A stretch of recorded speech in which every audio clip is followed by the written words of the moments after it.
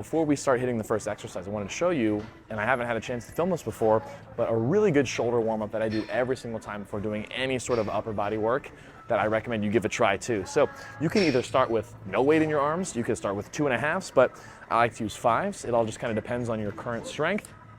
What it starts off with is some forward circles like this.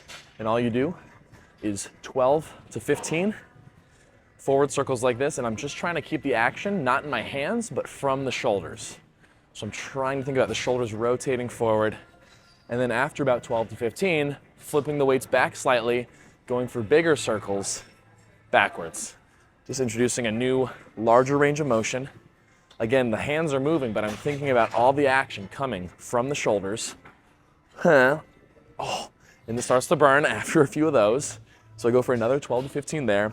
And then from there, closing the weights together like this, turning them out, and then a little bit of a lateral raise. Now, going out like this isn't necessarily, it's gonna have some bicep focus when you do this. It's not necessarily warming up your shoulders, but it still feels good to just get a little bit of rotation outwards and inwards with the shoulders as you do this. So I just alternate one over the other, and same idea here, usually about 12 to 15. Again, it starts to burn quite a bit. When you do this, don't let your weights turn in like this. Make sure you keep them turned away so you actually feel some resistance. And then from there, going into scarecrows. So elbows are going up, throwing it back, and then down as low as possible. This is probably one of the most beneficial of all these movements.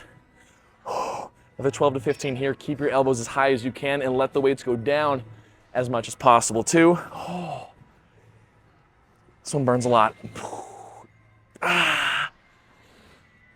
Nice, and then as a finale, same kind of idea, but now just going for a goal post position in a hinged over position like this.